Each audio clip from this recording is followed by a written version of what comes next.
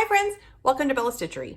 Today I'm going to show you how to use Nuvo Shimmer Powder. I literally just got these in the mail today and I've been playing with them ever since. They are very different from the Nuvo Drops and Dream Drops and Shimmer Drops and Drop Tops. They are a pigment powder that reacts with water. Now the tip of the container looks a lot like your standard Nuvo Drop. So you may be tempted to squeeze onto your paper. Do not squeeze onto your paper. I was warned that it comes out really fast. I still had to try it. It comes out really fast. So really, you just need to tap your Nuvo Shimmer Powder here to get the desired amount out. Now, this technique I'm doing here is applying dry to dry paper. You can add the colors you want. Keep in mind your color theory, so things will blend if you put them all together and wet them all at the same time. If you do not want blending, if you do not want green, then do each of these individually, dry them first, then put your next color on. Okay, so once you're happy with it, you're going to spray it with water, like so. And you get a cool watercolor-y burst effect here. Your options are dry this with the heat gun, which I found gives you some sharp images, less of a watercolor look.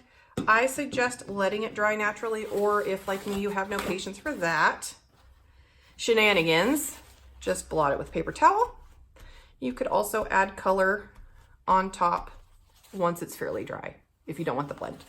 Okay, the other thing you can do with these is to wet your paper first. This is watercolor paper I'm using. I'll put links to all these here. You can use, regular cardstock too. No big deal. I'm not going to tell. So then you could apply here to wet. And look at that. That's like some kind of cool chemical reaction. I actually like this the best because it's really fun to watch happen. Again, if I put some blue while it's wet, I'm going to get purple where it blends together. But that's pretty cool, right? And then you could just add some more water if you want. See how that starts turning purple. Cool effect. It's actually a little bit different, less speckly than like with this dry technique. That pink is really, this pink is called Cherry Bomb. This is a 4-pack, by the way, I got on Amazon. They also have another set of 4. I wanted to try them first, so I just bought one. I'll put the links to both if you want to check those out. Dry this off here. There. So that's another way you could use these. It's really cool. And they dry shimmery, which is really hard to tell on video, but they do have a shimmery finish once it's completely dry. The other thing you could do, I'll actually use this one because there's some room at the bottom.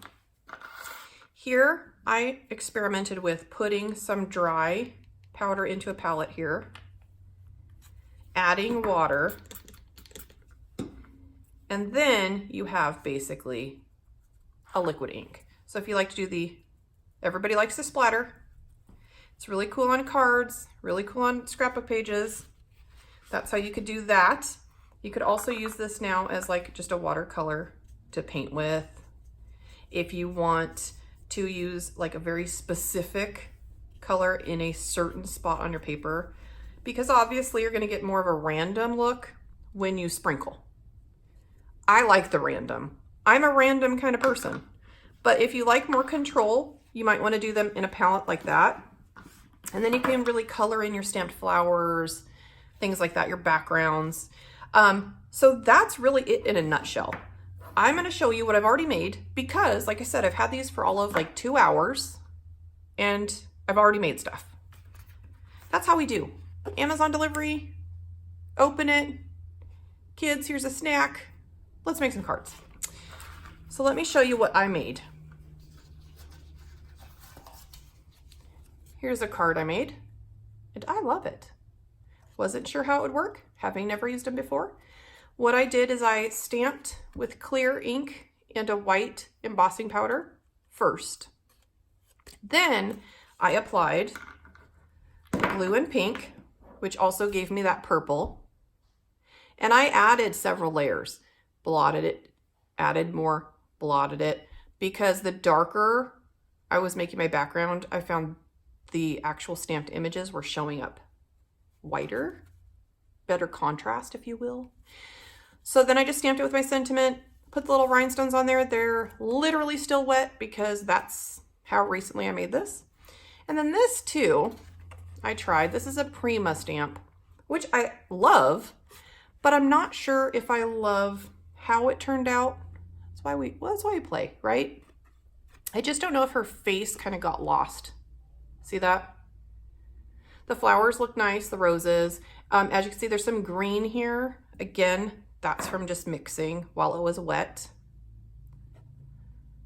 But there are a lot of things you could do with this. It's really fun. It's super easy to use. Again, this seems like a craft kids would love to do. My kids have not noticed this yet because, again, they're having snacks.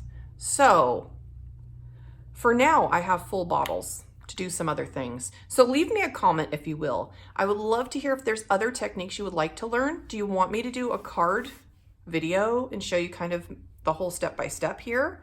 What are your favorite types of Nuvo drops? Because I recently discovered Nuvo drops. I did not realize there were so many different kinds. So I would love your feedback. What do you love? What do you love to use them for? I basically use them on everything now. And subscribe to my channel, ring the bell, get all the up-to-date videos, and check it out. Try it out. Let's make some stuff. Bye.